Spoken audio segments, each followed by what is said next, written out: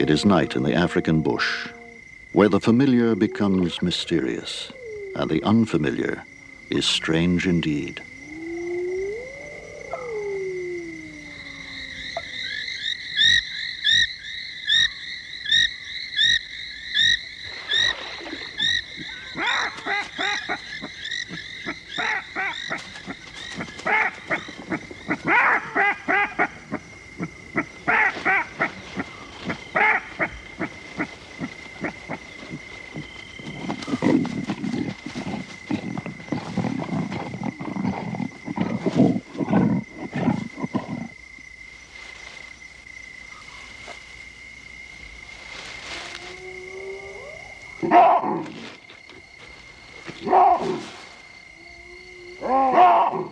It is the time and place where lions come into their own, and man does not willingly venture.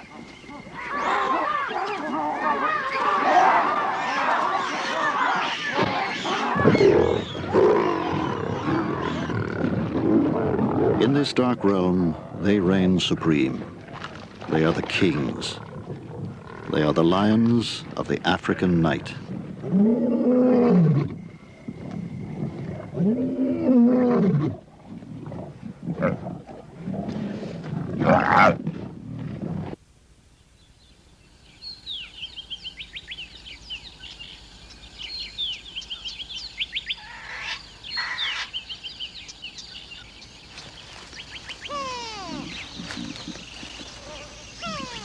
A day in the bushveld of southern Africa draws to a close, and a pride of 30 lions that has dozed and slept through the long hot day lazes on.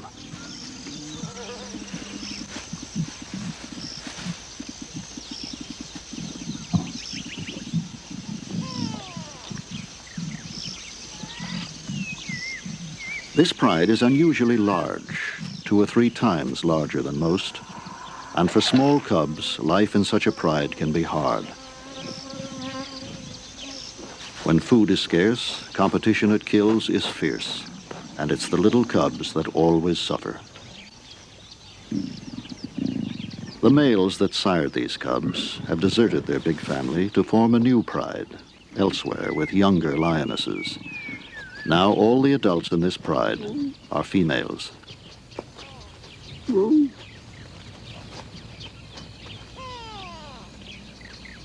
They rest on, waiting for the day to cool.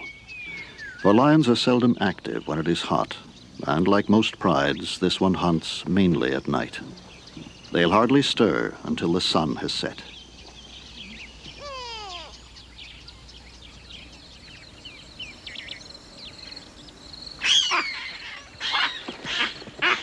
As the day winds down, young baboons cavort in a last burst of play.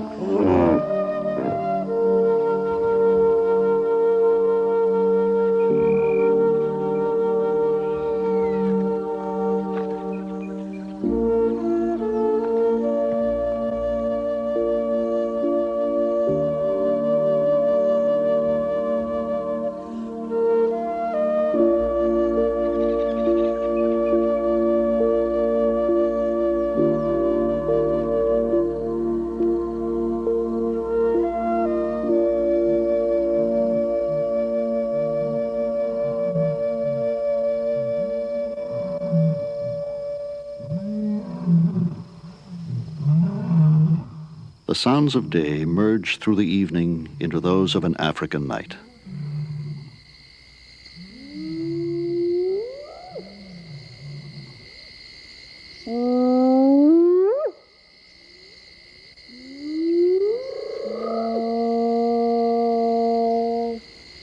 A hyena sniffs the night as the clan set out on their hunt.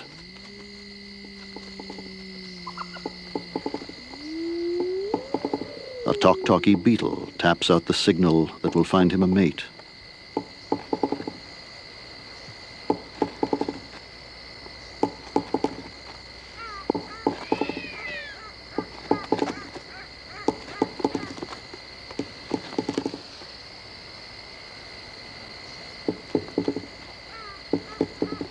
And from somewhere close by comes an answer.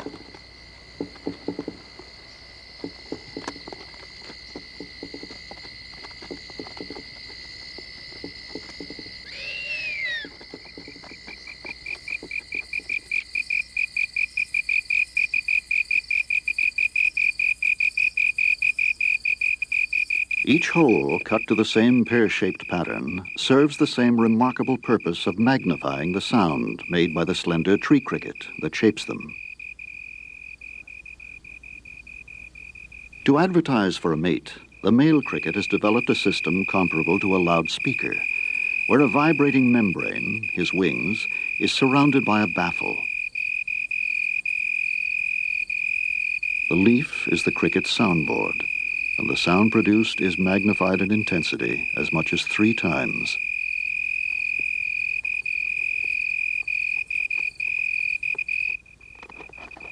But simply tapping on the ground seems to work well enough for the talkie beetles.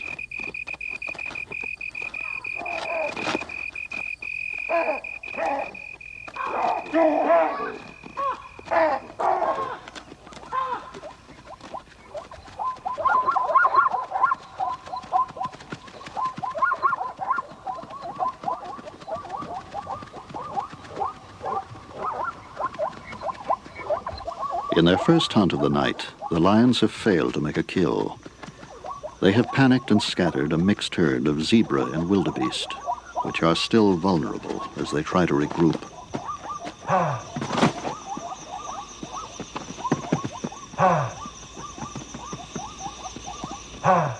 The lions have approached their prey in a broad front and are now spread out at intervals through the bush, listening. When hunting at night, lions rely almost entirely on their acute hearing. They move noiselessly through the darkness, stopping frequently to stand motionless, listening for the slightest sounds of their prey.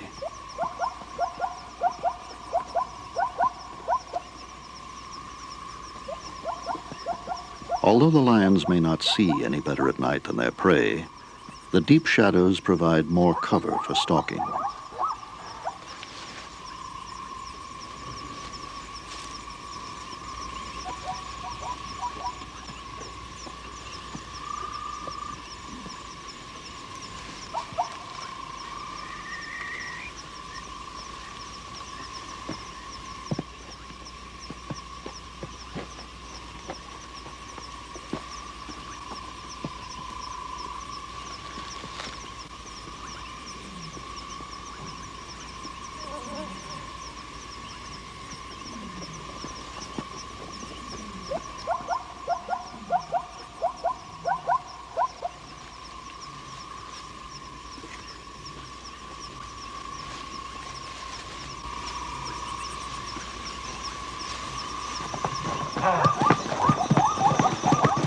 The herd has picked up the scent. Lions pay no heed to wind direction. They're not aware that the wind will carry their scent to the quarry. And, like most hunts, this one ends in failure.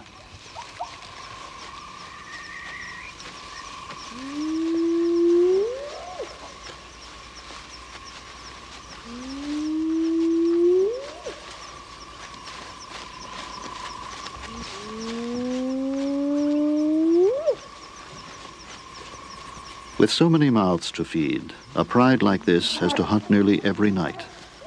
To survive, each year they will have to kill about 250 animals the size of a wildebeest.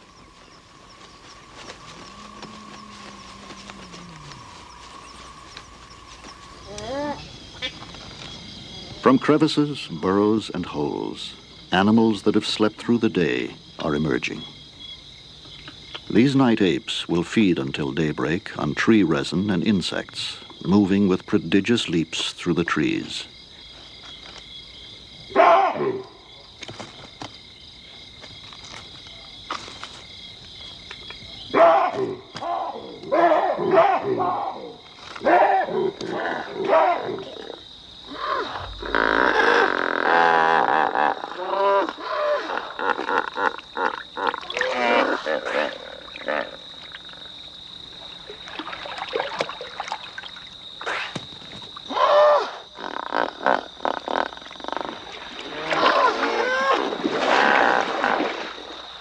Hippos, having slept and rested in the river all day, emerge now to feed.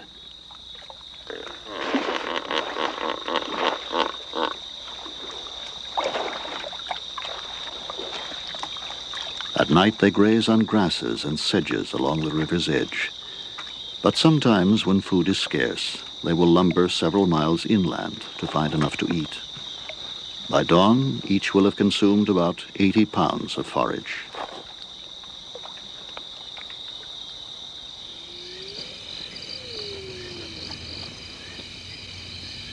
From his burrow entrance, a porcupine tests the safety of the night before he leads his family out to feed. The tiny pups, only a few weeks old, will accompany their parents along regular trails in their search for the bulbs, roots, and bark on which they live.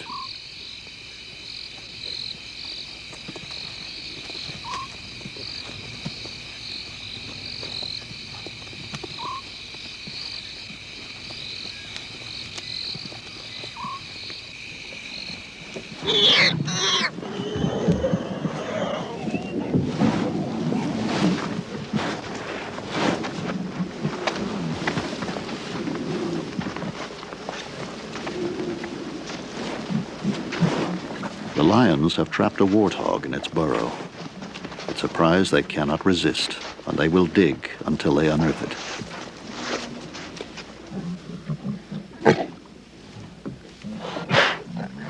Fierce and frantic, the warthog in its burrow lunges with its sharp tusks at the digging lions. But with such odds against it, the outcome is inevitable.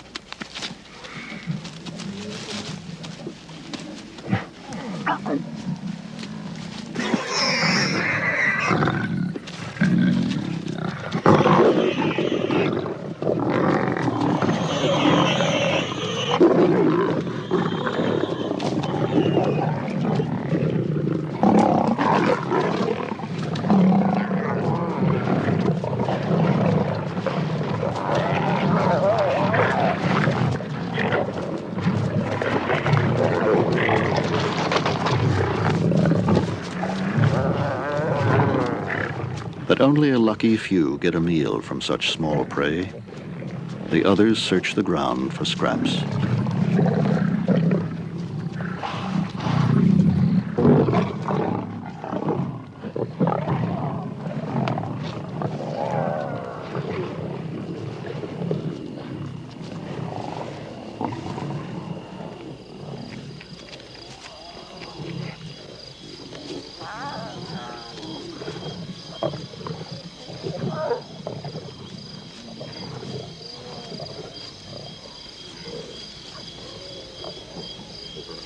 The hungry lioness returns to the demolished burrow for a last hopeful search before the pride moves on.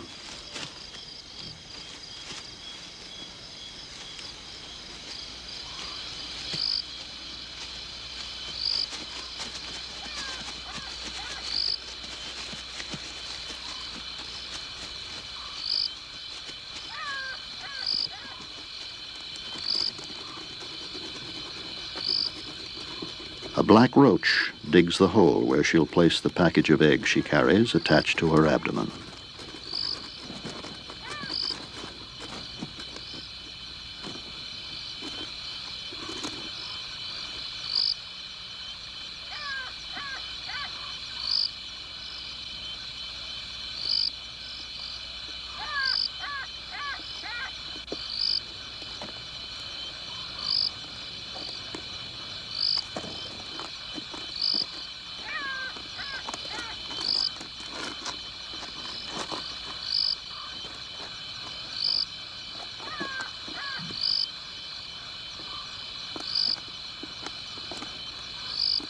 The only maternal care she gives her progeny is now, as she carefully conceals their position, disguising the site with pebbles and vegetation.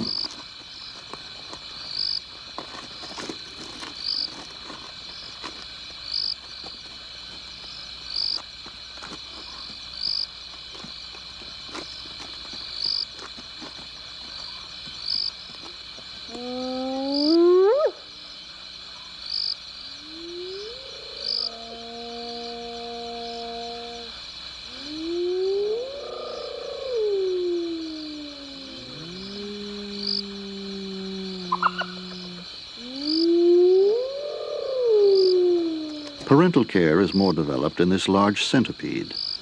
The female carries her young about with her.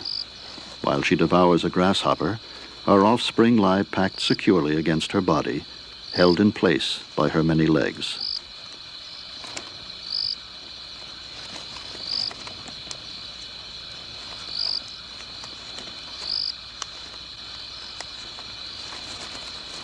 Other centipedes protect and tend their young in burrows under stones. But in addition, this species can carry hers. She holds them high above the ground and walks on her remaining legs.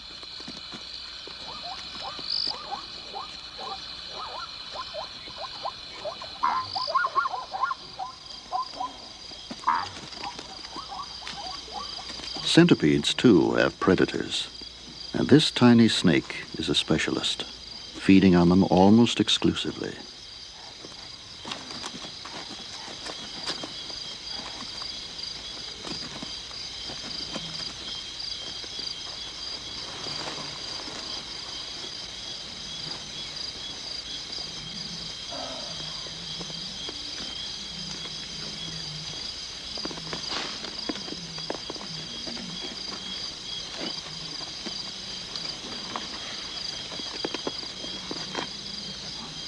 Holding on grimly, the snake appears unaffected by the many bites it receives from the centipede.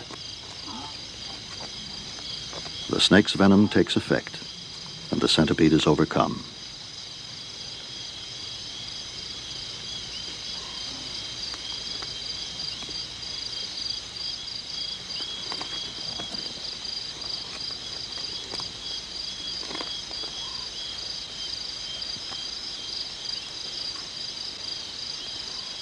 The little snake is able to swallow centipedes almost twice the diameter of its own body. It always seems to start with the head.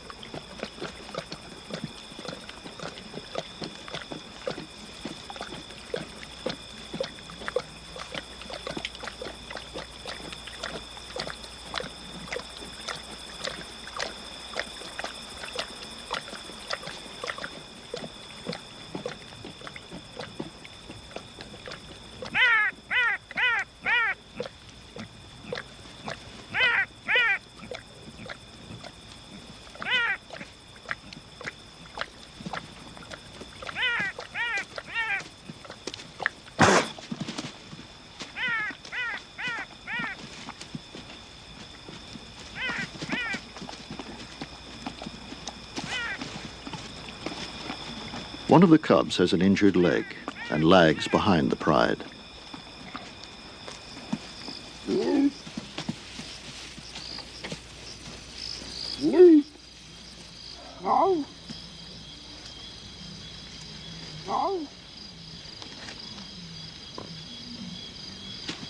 The pride does not wait for her, and she struggles to keep up. A civet is more at home on the ground, but a dead tree is a handy refuge when 30 lions pass by.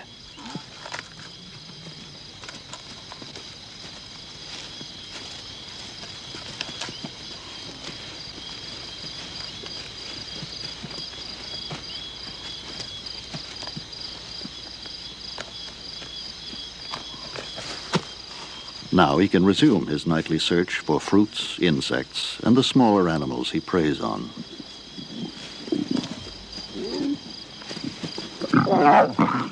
When the cub catches up with the others, she must endure the rough bullying that young lions inflict on one another, especially on those with any disability.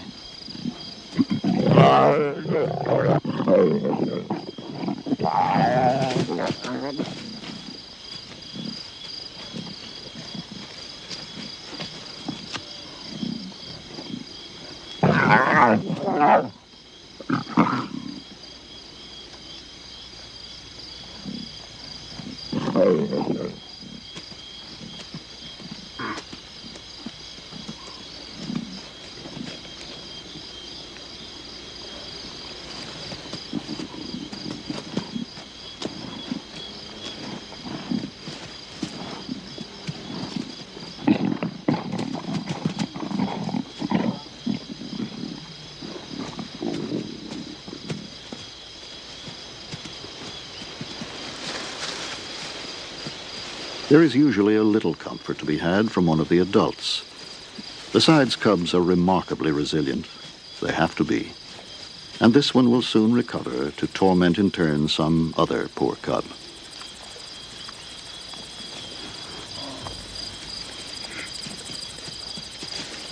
Unless driven by hunger, the hunt proceeds at a leisurely pace. At intervals through the night, the pride will stop to rest, and sometimes even to sleep soundly for a few hours.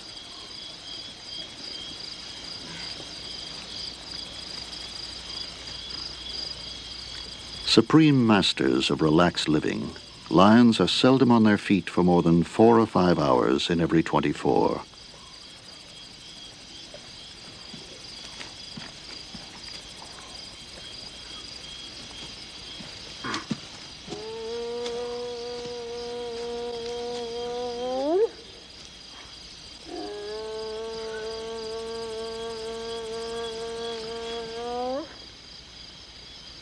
These are the tiny tracks made by the larvae of ant lions.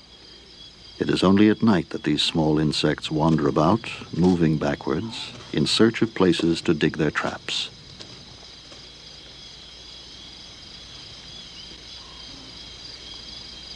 The head of the antlion larvae is dominated by large hollow jaws, through which it sucks the juices of its prey.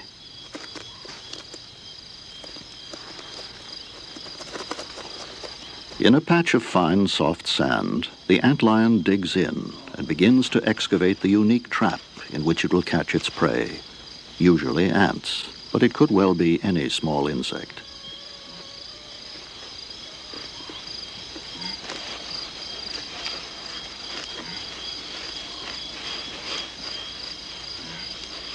Turning in ever-decreasing circles, the antlion uses its head and jaws as a shovel to throw the sand and small pebbles out of the steep-sided pit that it digs.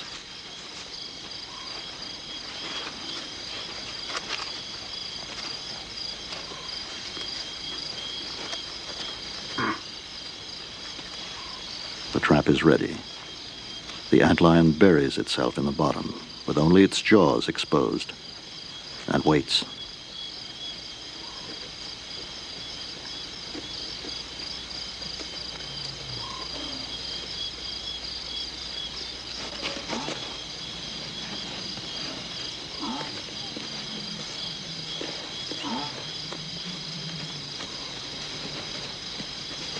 The ant struggles free from the antlion's jaws, but the antlion has another strategy that makes escape almost impossible.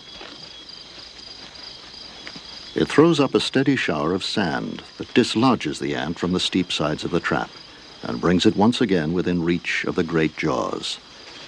Now, held securely, the ant is dragged below the sand to be devoured.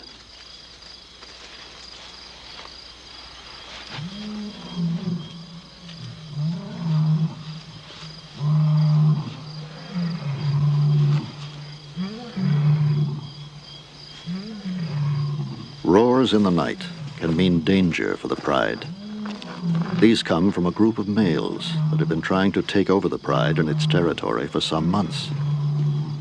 But the intruders are shunned by the pride, for males tend to kill cubs they have not sired, and they always appropriate any prey killed within their hearing.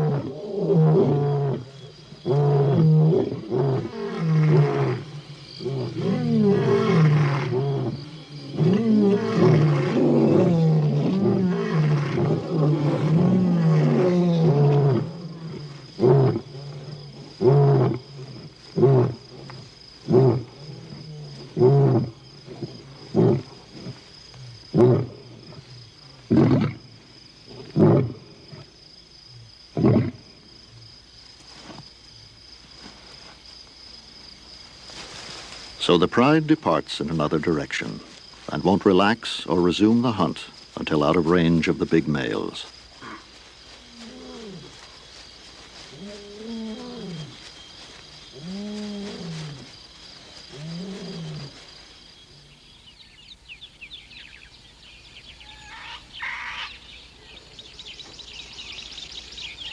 Dawn finds them safe and asleep, several miles from the troubles of the night. Most nights, the pride will walk about 5 miles, but when foiled in their hunt or to avoid other lions, they may cover twice that distance.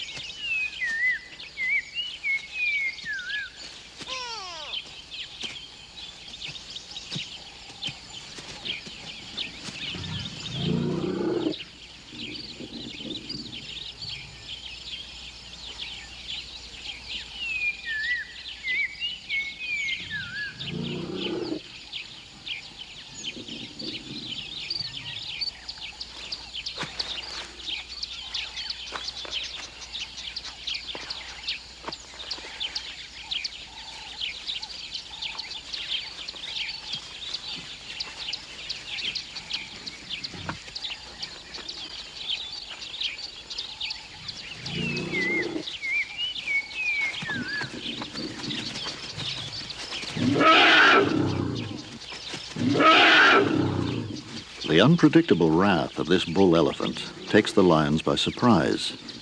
There is no point contesting the matter, and the pride moves on to find a more hospitable place.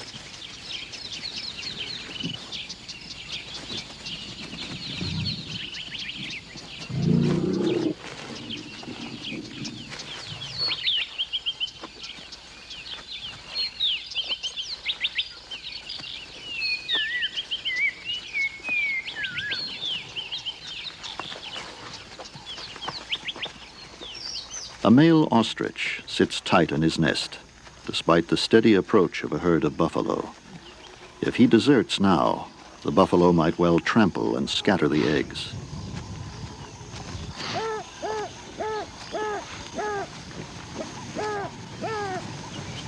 But the approach of a herd of lions is too much for the buffalo.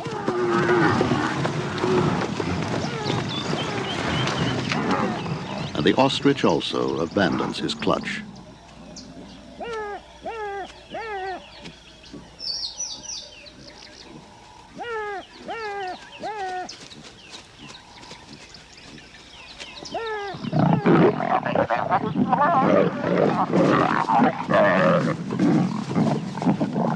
These eggs are a novelty for the lions. In the excitement of the first rush on the nest, 1 or 2 eggs were smashed and the contents fought over. But now the lions are puzzled and unable to open the others.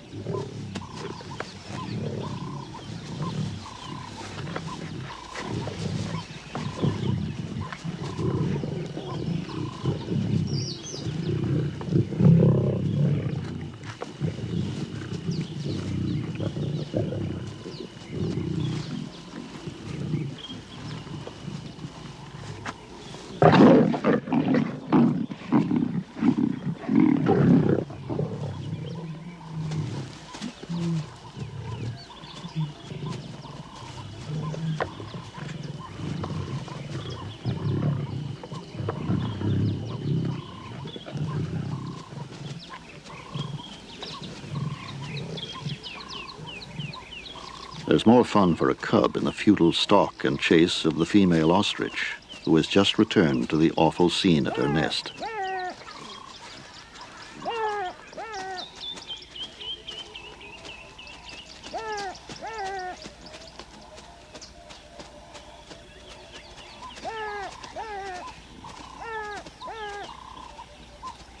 The remaining eggs are lion-proof, and the pride wanders away to seek shade, where they will sleep through the rest of the day.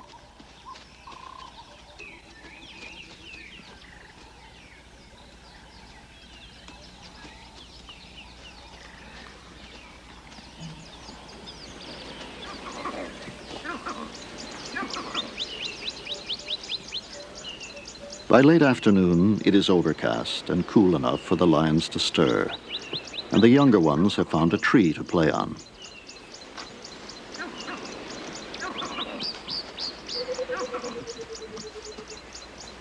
But tree climbing is not something they're very good at.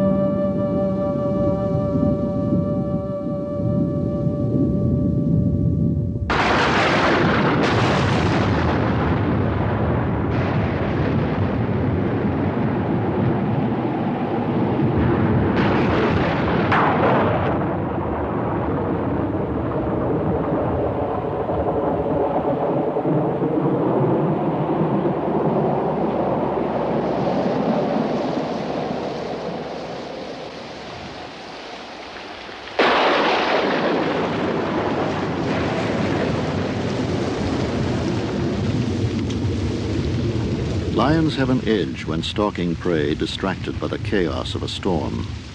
This time they have killed a young zebra.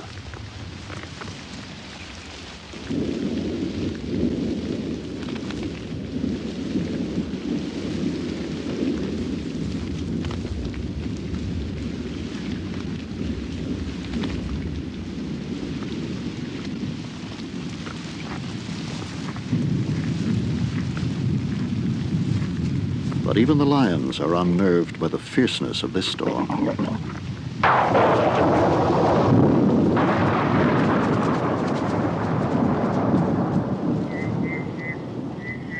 The rain unearths a rain frog. Most of the year, they are inactive and remain buried underground. They emerge only when the earth is soaked.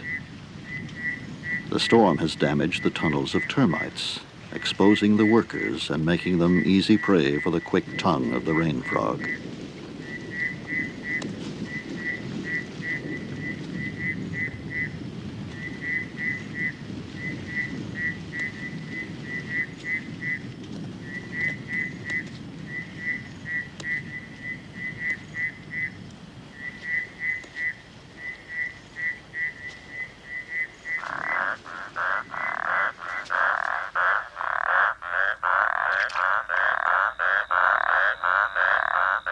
During the rainy season, temporary ponds are formed throughout the bushveld. 20 different kinds of frogs will breed at night in this pond.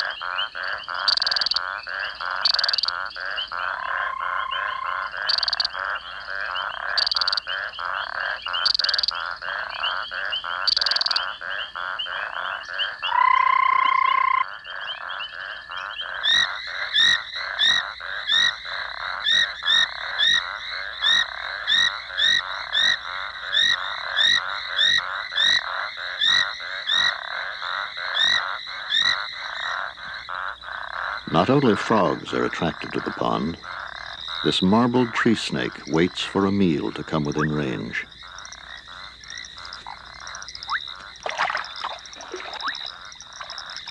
Most of the frogs will deposit their eggs in the water, but there are exceptions. These golden leaf-folding frogs are placing a row of eggs along a blade of grass.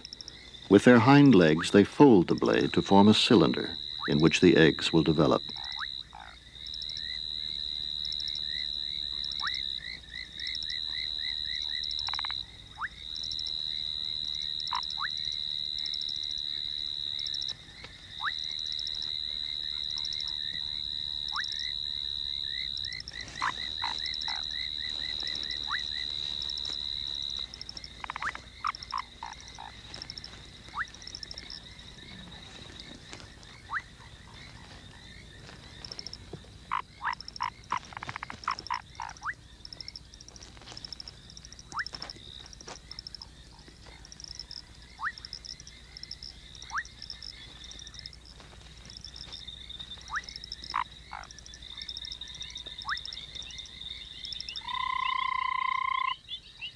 By far the most numerous predators at this pond are the spiders. They wait motionless at the water's edge.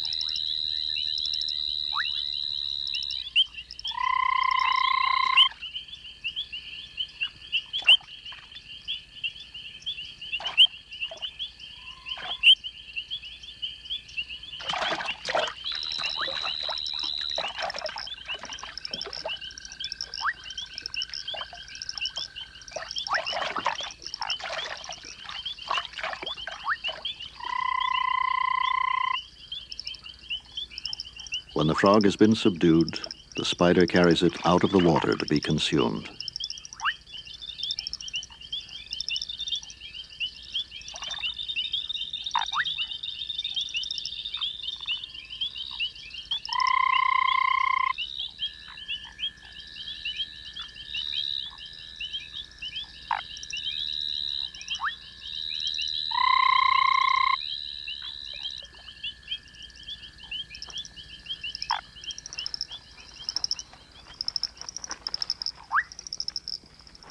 In a tree over the pond, a pair of foam frogs are making their nest. With their hind legs, they whip up the foam in which their young will spend the first 5 days of their lives. The female provides the mucus together with her eggs, while the male on her back adds his sperm to the mix. Soon the foam hardens on the outside to a meringue-like crust. From other nests made 5 nights previously, tiny tadpoles are slipping out and dropping into the pond below, where they'll complete their development.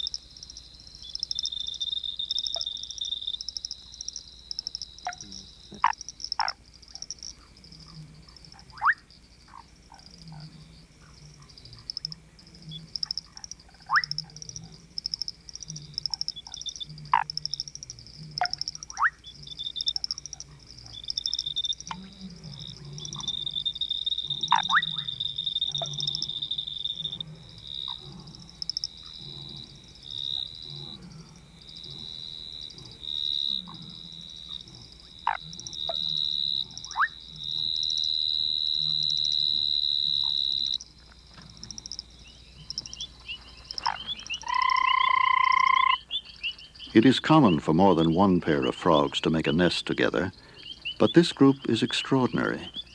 About 40 frogs are contributing to this nest, which, when completed, will contain about 3,000 eggs.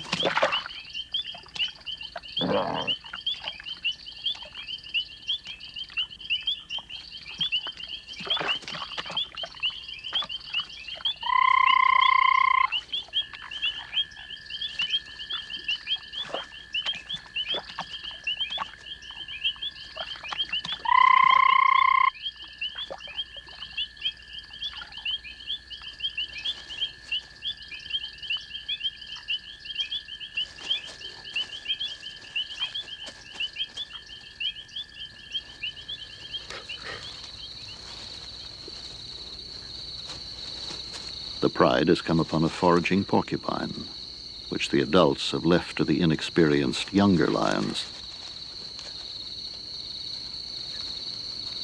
The porcupine has been wounded, but not badly, and there is much fight still left in it, as the cubs are finding out.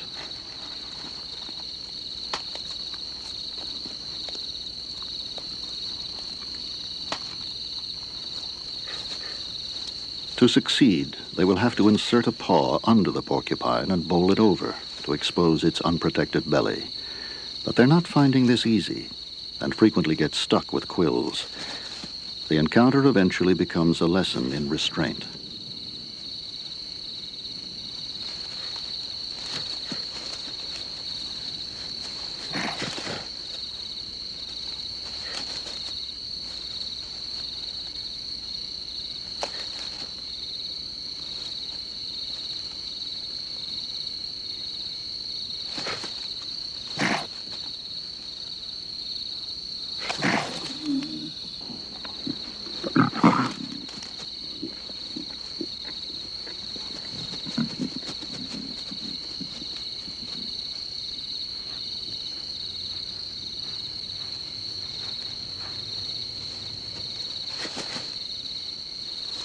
With more time, the cubs may have succeeded, but the adults have moved on, and the cubs leave to catch up.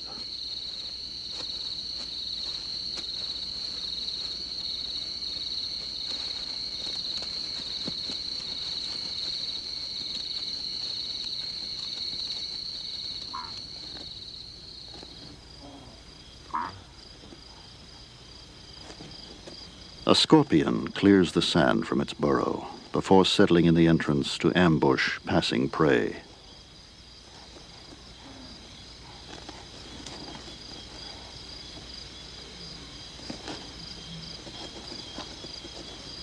Millipedes are often eaten by scorpions, but this millipede has an escape technique that makes it almost uncatchable by any scorpion.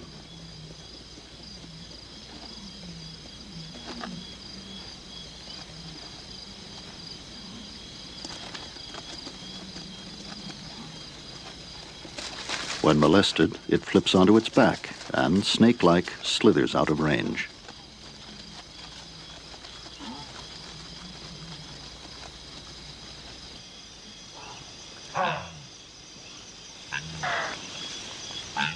A charge on a wildebeest herd is imminent, and the younger lions listen for the outcome.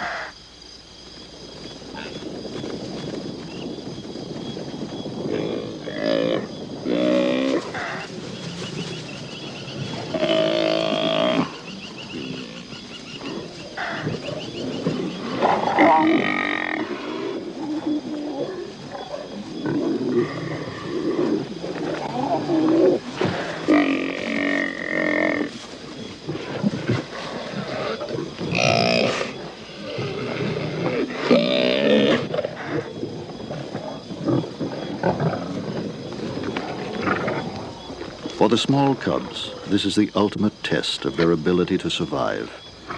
Only by displaying a fierce will to take its share can a cub get enough to eat.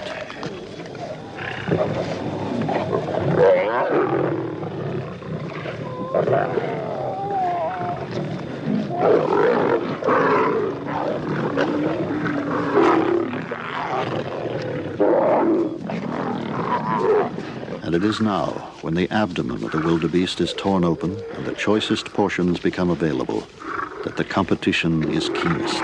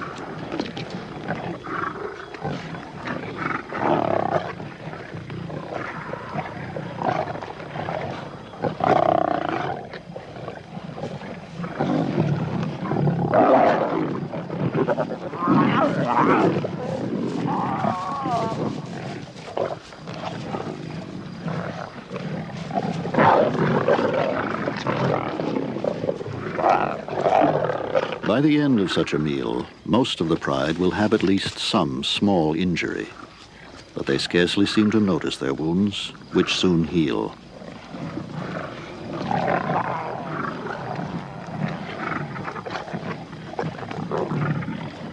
Eventually the carcass is dismembered, and the adults and larger cubs have taken their spoils into the surrounding bushes to gnaw on in peace.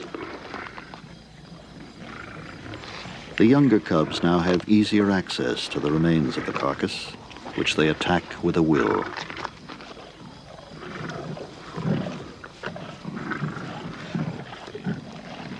And even the lame cub has managed to get a share.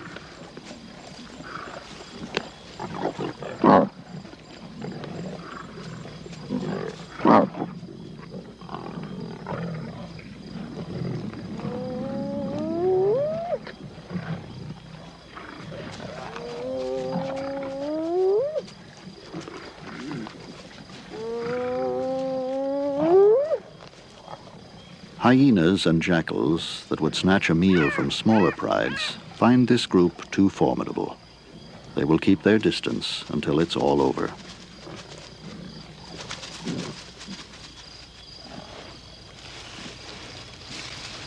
The lions that have finished eating groom one another, licking away the blood from each other, and probably renewing bonds that were battered during the frenzy of eating.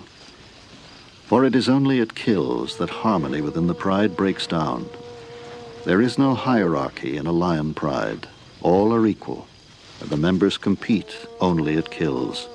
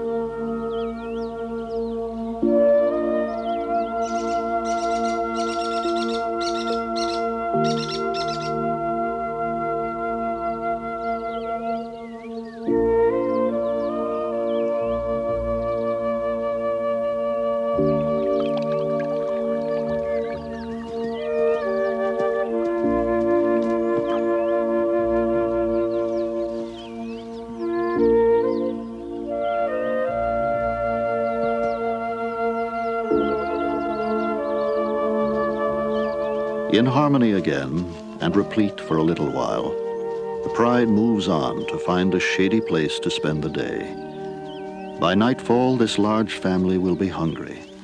Impelled once more on their everlasting search for food, they will resume again their journey through the African night.